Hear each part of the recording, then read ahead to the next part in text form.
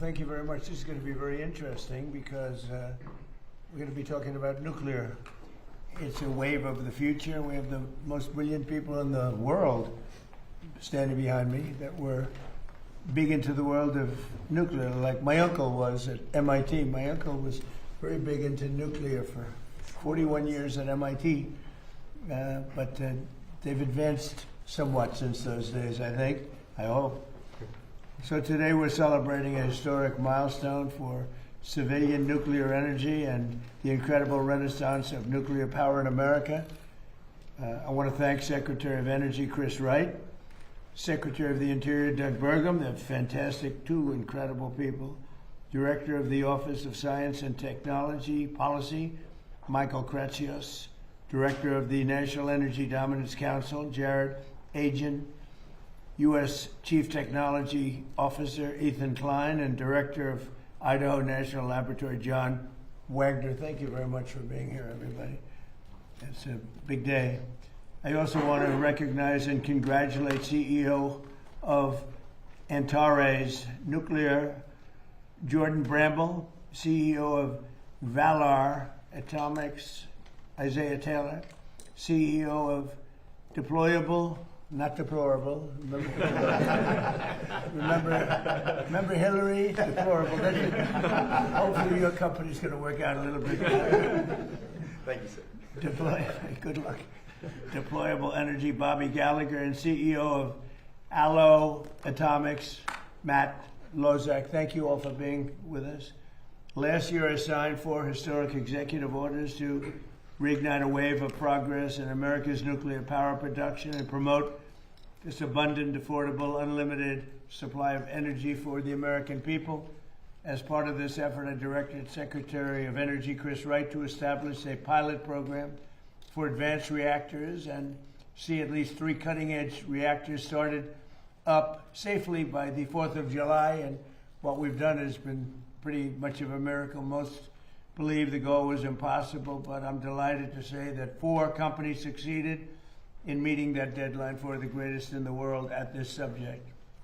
So these are the first new privately funded advanced reactors to turn on the United States in over 4 decades, and making sure that these groundbreaking designs were safe to build and test so quickly was a challenge that required a historic partnership between these innovative companies and our administration. We have brilliant nuclear people. We have a lot of brilliant people, but we have brilliant nuclear people on our staff.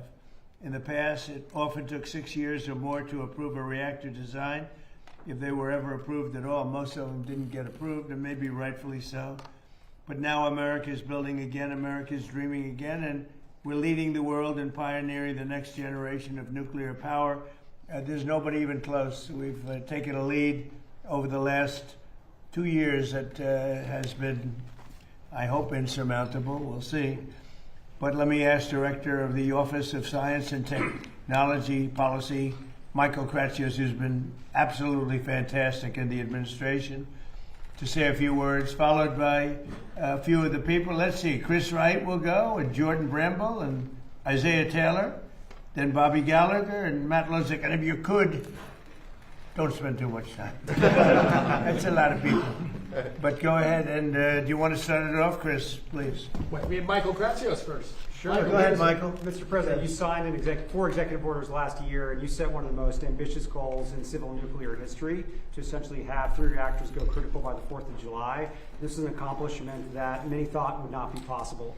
The last time that a privately funded new reactor design went critical was in 1974, so it was over 50 years ago. And we were able to achieve that and surpass it by having 4, and these are the great 4 American companies that got it done. That's great. Go ahead, please. In the last 30 or 40 years, the American nuclear industry has been quiescent. Most of the reactors built around the world have been built by Russia and China, both in their countries and abroad. President Trump said enough of that. America is going to be back as the leader in the nuclear space, in large reactors and in next generation small reactors. He set a bold goal. It's been exceeded, and I'm incredibly proud to be standing here with these fabulous entrepreneurs next to me. And brilliant science people, too, really. Please, go ahead. Mr. President, thank you so much for your leadership. It was really your executive orders that catalyzed this nuclear renaissance. When they first came out, people scoffed at them. They said it couldn't be done. And now there's not only 3 companies, but 4 companies here that really met the moment. Us at Antares, we look forward to being a resilient energy source for Golden Dome, to power high-powered assets in space, and eventually undersea autonomy. So this is a strategic technology for our nation. And what we look forward to doing is putting reactors on our military installations before 2028. That's great job. Thank you, sir. Okay, please, go ahead. And Mr. President, thank you so much for your leadership in this moment. I think that the United States has been a leader in nuclear energy since the very beginning. We were the first ever to turn on an advanced reactor in the world. We were also the first to turn on any type of nuclear reactor in the world. But over the last 30 years, we became more interested in PowerPoint than in power plants. And it's your leadership that is changing that. The executive orders that were signed last year, I think if you look forward in 50 to 100 years when we have nuclear power of every kind that's allowing us to make steel again, to make aluminum again, to actually be able to go to outer space and all the places that humanity wants to go, you could trace it back to the executive orders that started last year. So we're honored to serve our country and be a part of this. And thank you again for your leadership. Thank you. Great job. Go ahead, please. Thank you, Mr. President. Thanks for setting such an audacious, bold goal. As some of the other CEOs have said, most people thought this was impossible. But the American spirit was unlocked through your vision and through the Department of Energy and the Secretary, and through the INL and John's team. We couldn't be more proud to be part of this moment. I do think this is going to be historic. I do think people are going to look back and believe that this is when the tide turned on nuclear and how we unlocked cheap and abundant energy. Thank you. It's a great job you're doing too, by the way. Anybody else? Yeah, Would you like to say one more. anything? Please, go ahead. We cut it close, but we went critical at 12:20 a.m. on the 4th of July. Wow. So thank you again so much for setting these executive orders. Like everyone else said, we would not be here without those executive orders, so thank you so much. And what it's unlocking for us is this year we are going to be raising $1 billion, moving into a 1 million square foot facility. And our target market is data centers. So we're making the ideal nuclear product to power right. AI data centers with bring your own power. That's our whole goal. So thank you once again for unlocking this, and we really, really cannot be here without you. That's great. Thank you very much. Appreciate it. Thank you. Have anything to say? Sure. Go ahead. No, I would just say, I mean, this is exactly why you created the Energy Dominance Council, that you wanted to unlock new forms of energy. People ask us all the time about green energy, and I say, if you want to invest in green energy, invest in nuclear. That's the kind of energy that's going to solve the energy demand that's out there, and that's baseload energy that's going to solve our solutions, and that's the energy of the future. Sure. Thank you. I would just add, we invented nuclear power in this country. At Idaho National Laboratory, first demonstrated nuclear power in 1951. After that, 52 different reactors were designed and tested there. But it's been, prior to the last couple of months with these gentlemen, it has been more than 50 years since we had a new reactor go critical on our site. And I have to say that in all my years, and I've been around for a while, I've never seen government, private industry, and the laboratories working together this effectively. And it's all driven by the bold goals in your executive orders. So Thank you very much. Congratulations. So, first of all, maybe you have some questions for the people behind me. Please, go ahead. Hi, Mr. President. I want to ask about the Saudi nuclear deal. This man over your shoulder announces a big deal after 18 months of negotiating with the Saudis. Seems like it's all done, it's signed, and then you come out, throw some new conditions on top of it, the whole thing blows up. So did he get out ahead of you, or what happened there? No, nobody got out ahead. I mean, I just say that in order to do it, they have to be a member of the Abraham Accords, which have been very successful. But it's time now that they do it. They and others didn't want to do it because of the problem that they had with Iran. You don't have that problem anymore. You don't have a great power there anymore. You have a problem, but the problem is disappearing day by day. They were the bully of the Middle East. They were not going to be that much of a bully anymore. They'll probably, I think, instinctively want to be. But you don't have the same problem that you would have had 4 or 5 months ago, before they had no navy, no military, no anti-aircraft, no leaders. I mean, their leaders are gone. A lot of things have changed with respect to that country. So, no, we want them to, it's a two-way street, and we think it's very important for the future of the Middle East. The Abraham Accords have been incredibly successful for the countries, as you know, for the countries in them.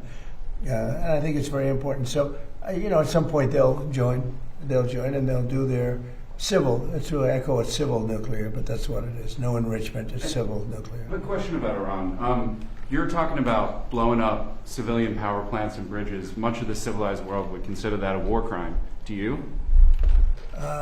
I won't respond to that question. Who are you with? The New York Times. I figured so. Failing New York Times. Yeah, Señor please. President, Javier Negra from Real America's Voice in Español. I just came back from Venezuela, and people there are very happy with you, Right. with Secretary Marco Rubio, with Secretary Wright. Have good poll numbers in Venezuela. It's actually pretty I amazing. know some huge plans for there, and they are amazing. I want to give you thank you. I want to ask you one question because some people there, they are asking that. When will there be elections? Do you have a date in mind? Senator Bernie Moreno said that July 24, 2027 could be a good day in honor of Simon Bolivar. And my second question is the football player who scored Spain's goal in the final at World Cup, Ferran Torres, celebrate the victory wearing a Make Spain Great Again cap. The communists are attacking him because they say that it's a friend of you, and also they are attacking Argentinian players because of Milei. What do you think about that? Well, he's a great player, and he was wearing essentially a "Make America Great Again" cap. So it was a nice tribute, and I think he meant that very nicely. We appreciate it. We've made America great. We have the greatest country in the world now. I will say this: we were a year and a half ago, 2 years ago. This country was in deep trouble. We had borders that were a disaster. We had everything you could possibly have, including men playing in women's sports. Even the Supreme Court's taken care of most of that problem. But we had a country that was in big trouble. It was being laughed at all over the world. We have the hottest country. This is the hottest country anywhere in the world. So I saw him wearing the essentially "Make America Great Again" hat, and I know that he meant it as a very great compliment, and we appreciate it. As far as the elections in Venezuela, they're not really ready for them yet, but boy, a lot of progress has been made. Delcy's been doing a fantastic job, as you know. The amount of oil coming out of Venezuela right now, even before the big companies, Exxon, all the big companies are looking at it. They're going there. It's very fertile territory. But the amount of money being made by Venezuela now is more than they've ever made before, and we're taking a lot also for our efforts. And the money's being sent, and the oil's being sent to Houston and Louisiana to be refined. And we paid for the war many times over. It's been an amazing fact, and as you say, I'm very popular in Venezuela because we're bringing tremendous economics back to the country. And they were absolutely dying. They were in such trouble. And now Venezuela is becoming extremely successful. They're taking in billions of dollars, selling millions and millions of barrels of oil, and we're getting some, and they're getting some, and everybody's making a lot. And it was dead before we got there. So it's been an incredible relationship. They're not ready yet for the elections, but at some point they will be, and we're going to be standing right on top of it. And say hello. I've known them for a long time. I've known that country, and I own the Miss Universe pageant, and Miss Venezuela always did very well in that pageant. So I know something about the country, but I've known it for a long time. They're great people. Say hello, okay? Mr. President. Peter? About Iran, what is the exit strategy? Well, I think there's a lot of them. There's a military exit where we just keep going just the way we are, and we can even make it a heavier dose, and it's knocking out everything they have. Or there's a smarter strategy, and that's you make a deal, and they want to make a deal. I just don't think they're ready yet, but they do want to make a deal. Sometimes they don't want to say they want to make a deal. They want to be the tough guys, but they do want to make a deal. There's two ways. I mean, it's you can just keep doing exactly what we're doing and take them apart piece by piece. We can do it in a more rapid fashion, which we might do, or we can negotiate with them, which we're also doing right now. I mean, as we speak, we're talking to them. And you said today that Russia and China are not helping. Earlier this week, the War Secretary Hegseth said that they are enabling. So what is the difference? Well, I don't know that they're enabling. I mean, I will tell you that President Xi said he will not partake, and President Putin said the same thing. I think, I trust them. They've had a long-term relationship. There could be some things they do, but thus far, at least, it has not been major. I don't think they'd want to have me disappointed. A different story, not Iran. There's this nasty parasite that is giving people in 9 states explosive diarrhea. When is it going to be safe to eat lettuce again? I don't know. I haven't thought about it. It's the first time I've been asked that question. Are you eating lettuce recently? I should always have more lettuce. You want to get the hell out of here, Peter. No, it's a very interesting question from you. I didn't think you'd ask that kind of a question. Nobody wants to ask that question, but it's very interesting. Well, it's exciting. There's this food coming in, I guess, from Mexico. It's tainted. It's making a lot of people sick. That is the CDC's terminology. Well, I think what we're going to do is we're going to put a major tariff on Mexico because of the lettuce, and we're going to put a big tariff on Canada because of the smoke. All right? We'll get a combo. Which would you have, the lettuce or the smoke? I think I'll take the smoke. Yeah, the smoke wrecked my daughter's swim meet. Well, it throws up a lot of countries. I've told Canada they have to do something about it. We've never had this problem. All of a sudden, we have this problem with Canada. So we'll have to talk to them about that. Mr. President, a follow-up on Iran. Thank you, sir. A follow-up on Iran. Have you made a decision about the major strikes that you were referring to? Okay. Should we expect to see major strikes? Look, we're talking to them right now. I think they're getting more and more serious as the days go by, for maybe the obvious reason. But we are talking to them right now. We'll see. Look, there are 2 ways. I consider that the smarter way, but the other is probably the easier way, doing what we're doing. And we can take that to a much higher level if we want to. We're prepared to do that, as you know. We're locked and loaded. We're locked and loaded and ready to go, but we're talking to them, so I think while we're talking, we'll see what comes of it. And when you say just a quick follow-up. I believe, Jeff, they're very serious. They should be. And when you say that you're talking, is it Mr. Kushner or Mr. Witkoff, or who's involved in those talks?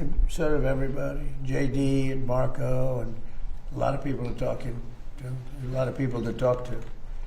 It's a big deal. But really, when you get right down to it, it's not very complex.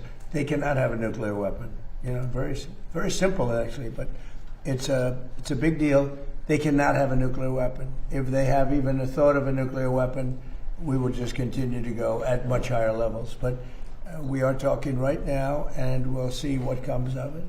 I'm not, despite what everyone says about the election, I'm not in a hurry. We have to do it right. Elections take care of themselves. When when I went into Venezuela, everybody was against it. Oh, what are you doing going into Venezuela? And then 2 days later, they said, "Wow, that's fantastic." A lot of people are saying that with Iran already, because it would take them 25 years to rebuild already from what they have. And again, as you know, no Navy, no Air Force, no anti-aircraft, no radar, no nothing. And we, as you know, we just reinstituted the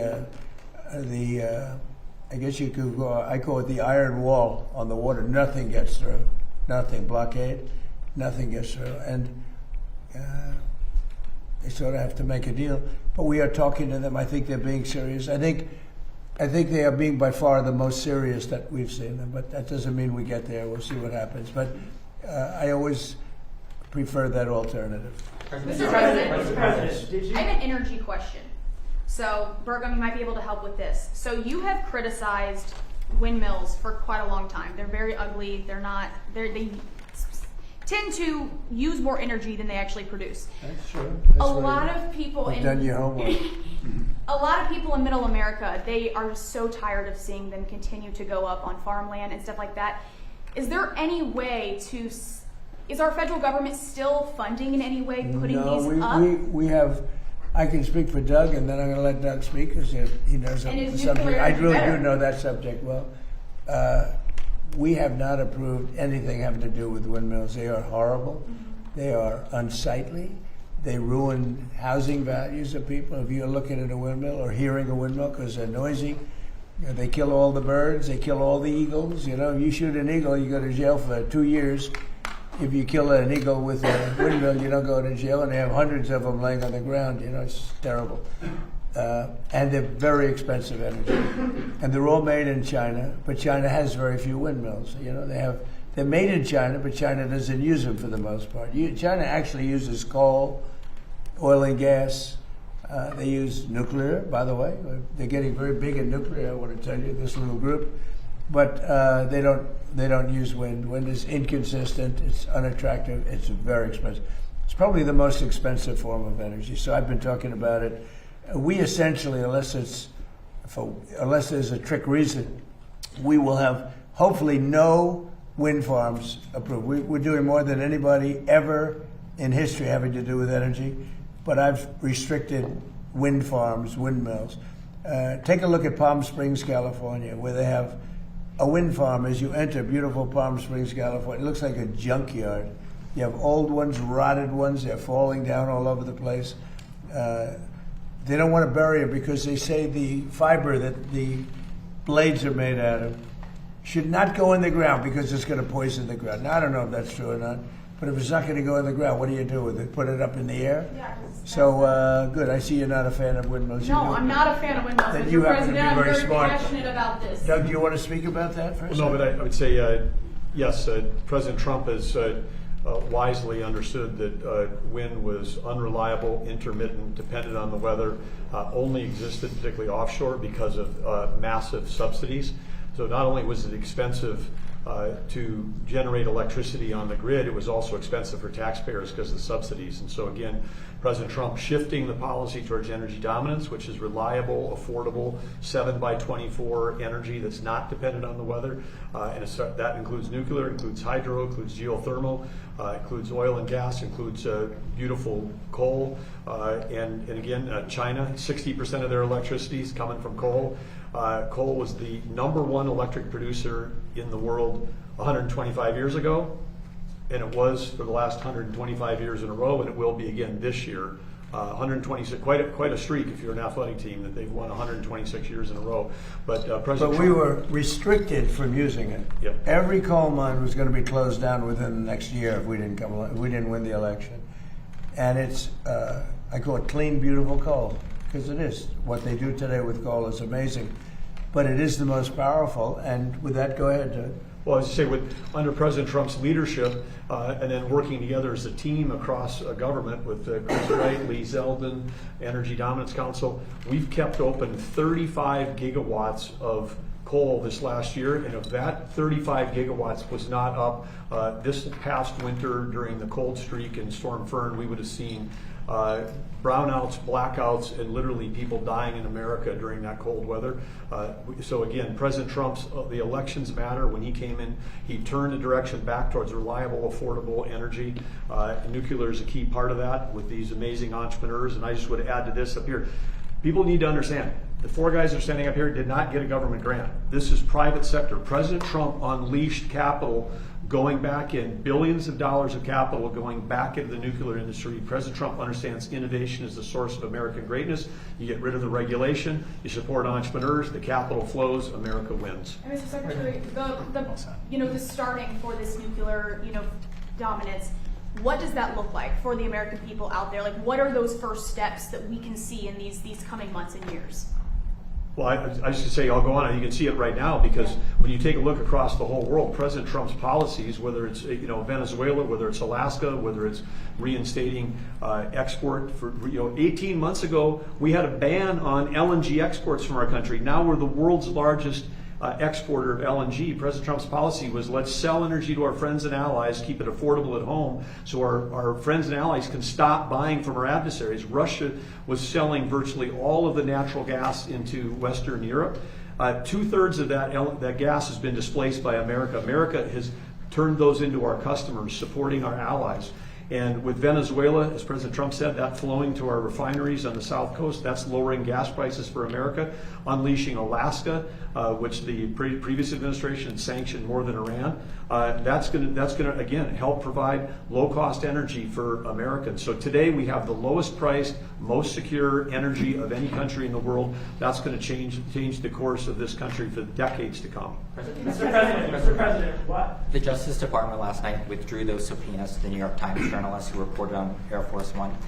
Do you support these type of subpoenas to journalists, or are you going to encourage the administration? We're to not stop? after journalists. We're after leakers. We're after people that are cowards, people that are unpatriotic, people that are treasonous in many cases. And the way you find them is through the journalists, when the journalists probably know they shouldn't write. They shouldn't be giving information out like that particular information or others. We had a lot of, look at the Supreme Court where they leaked the opinion of Roe v. Wade early. That person should be found. And the way you find them is to tell the journalist, if it's something having to do with national security, you tell the journalist, who is it? And we have a long way to go with that case. So you think it's appropriate to subpoena family members of journalists to find out information? You want to say it again? There were subpoenas to family members of the journalists too. I don't know what's appropriate, what's not. We do it legally. Barack Hussein Obama did it all the time. He went after journalists and nobody said anything about it. He went after journalists. They said, who was the leaker? Who was the leaker? And if you don't give us the leaker, you go into jail. You know that. But when Obama does it, it's okay. When I do it, it's not. In many cases, that's the only way you're going to find out who a leaker is, and it has to do with national security. It's amazing. He did it many times, and nobody said anything about it. But when a Republican does it, when in particular Trump does it, everybody makes a big deal. Now, the way you find out is you say to the journalist, if it's national security, I would say, I really put it down to national security, not in all cases, but when you have somebody doing a national security leak or a leak of great importance, and you have somebody inside the walls of, let's say, the White House leaking, I think that's a national security concern. I think it's absolutely fine. And again, I'm not knocking Obama for doing it. I'm knocking the press for not even wanting to cover it. But Obama did that often. Other presidents have done it also. They go to the journalist or the reporter. They say, national security, who gave you this information? I'm okay with that. Mr. President, did you authorize for Secretary Wright to sign the Saudi nuclear deal? If not, why did he sign it? Well, we didn't talk about it, but it was always understood, and Chris knew, and Saudi Arabia knew, that if they didn't join the Abraham Accords, the deal's not, I'm not going to do the deal. So then why did he sign it? Senator John... Because they understood that in order, subject to Congress and everything else, in order for that deal to go through, they had to sign into the Abraham Accords. And they've had great success. The Abraham Accords have been very successful, but in order to do that, we wanted them, we want them in. We think it's very good. We think the Abraham Accords bring peace in the Middle East, and now there's no longer an Iran factor. There's no longer Iran to worry about because they've been reduced in terms of their capability and power by many-fold. Thank you. Senator John Thune has suggested that if the White House thinks that there are votes to pass the Save America Act, you should be picking up the phone. Who are you with? I'm with the Washington Examiner, sir. Could you be doing more to help that legislation pass? Well, I do more. I got 3 congressmen, maybe 4, to settle, to send it to the Senate. We got the vote, as you know, in Congress.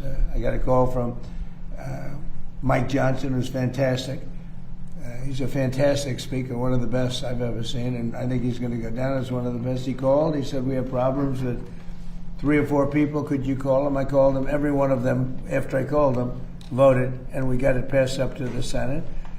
And I'd certainly be willing. I mean, he's got 4 or 5 people that are very difficult. A couple of them I put out of office, so I understand how it feels. I mean, they're doing the wrong thing. Look, who cannot approve voter ID? Who cannot approve proof of citizenship? Who cannot approve funding military when you're winning a war? And what are you supposed to do, stop fighting? We're winning a war by a lot. We're talking to them right now. They're willing to do things that they would have never done. Other presidents should have done this a long time ago. They say 47, but now it's actually 50 years. We've been saying 47 for 3 years.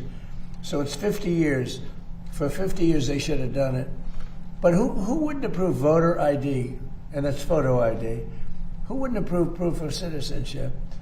And The Democrats don't want it because they cheat. But no Republican should put us in a position where they don't approve something like that. Yeah, please. And then earlier today, you reposted Lara Loomer's interview with President Zelensky. What do you make of growing MAGA support for the war in Iran, or war in Ukraine? Sorry. Well, I think they support what I support. You know, we just had a complete win in Arizona. The young gentleman who's Harry Enton, I believe his name is, the pollster, said Trump's 100% favorable. He gets everybody endorses wins, which is pretty much true. Everyone I endorse, just about, wins. So there seems to be a natural bond between me and MAGA, but I'm the one that created MAGA, and I know what MAGA wants better than anybody else. You know, MAGA knows what MAGA wants, and MAGA is very happy. They want to see this done, and they're not going to be happy if it's not done. Make America great again. It's all about make America. You know, we started that a long time ago.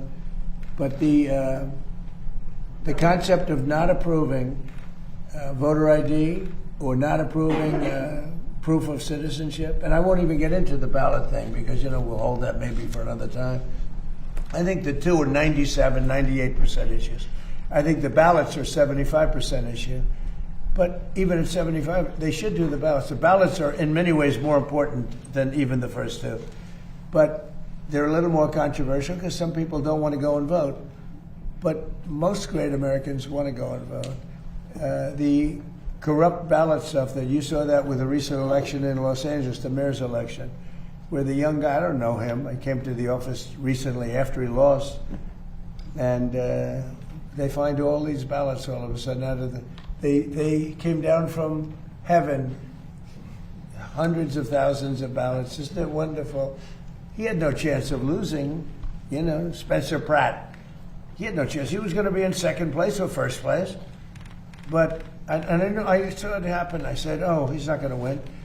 He had to beat somebody. He was way up on a person that nobody ever heard of, a young woman who nobody ever heard of. She cried that night that she lost.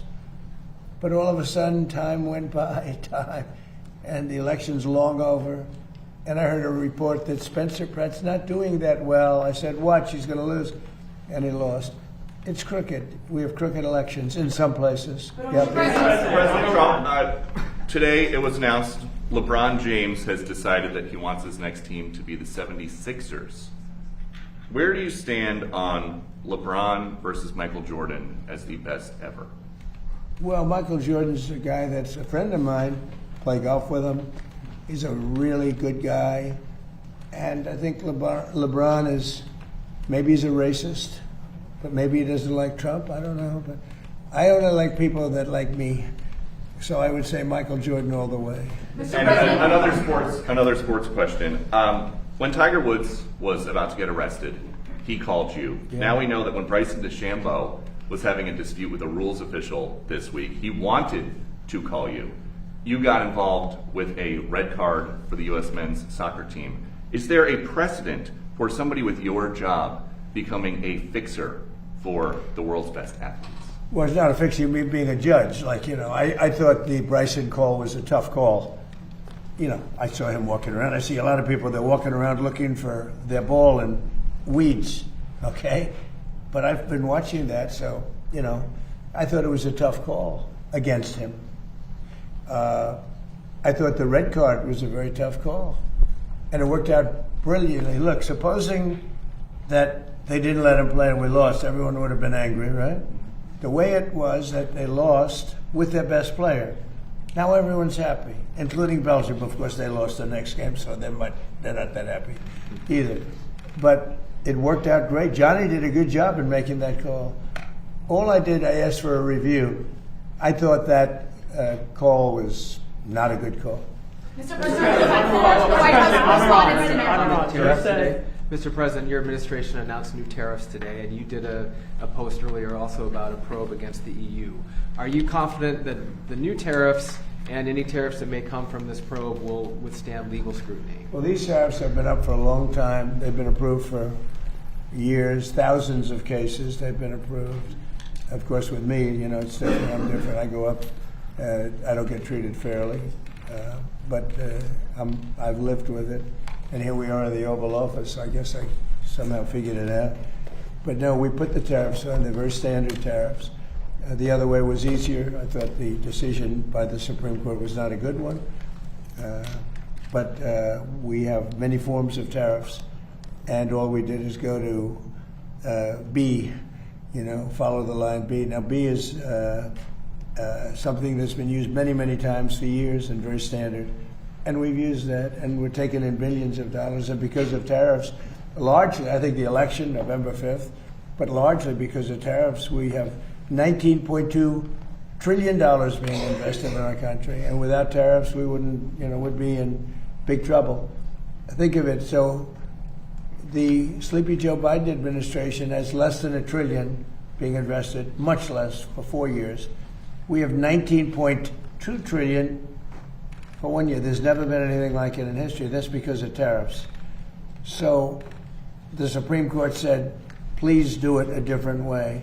You have other ways to do it, and we did that. Last month, you said Iran. You told Axios. Child labor was one of the things that USTR cited as a reason. Well, it seems to be that that's what they decided. They go all over the world and they look and they examine and they see and they see.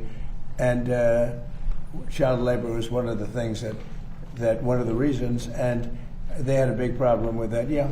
You told Axios that you were considering a, quote, massive attack on Iran.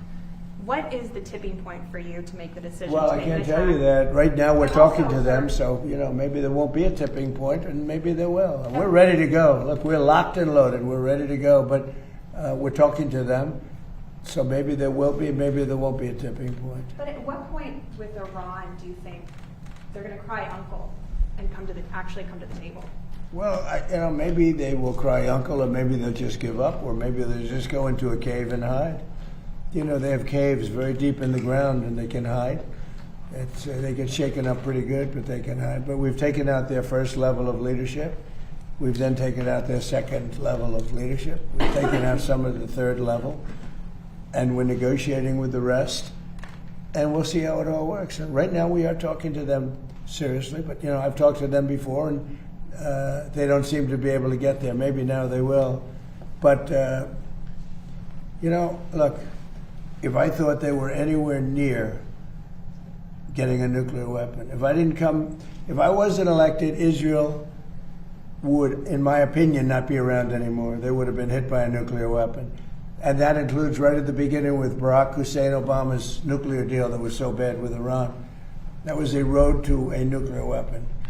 And maybe even more so, the B-2 bombers. If that plane right there, that beautiful plane, the wing, it carries the largest bombs in the world. If that bomb didn't go over their 17-hour flight, and it hit every one of those bombs, hit their target, and the target was an air shaft at 2 o'clock in the morning. It's hard to believe, right? Going at very tremendous speeds. Every one of them hit and blew it to hell. If that didn't happen, they would have had a nuclear weapon, and there would be no Israel. If I wasn't here, if I wasn't president, there would be no Israel, and there probably would be no Middle East. And you saw that when they shockingly started shooting at everybody all over the Middle East. If they had a nuclear weapon, they would have used that. There might not be a Middle East as we know it today, but there definitely, in my opinion, there would not have been an Israel. Thank you very much, everybody. Thank you. Thank you. Thank you, Press. Thank you, Press. Thank you, Press. Thank you. Thanks for all the questions. Thank you. Thank you.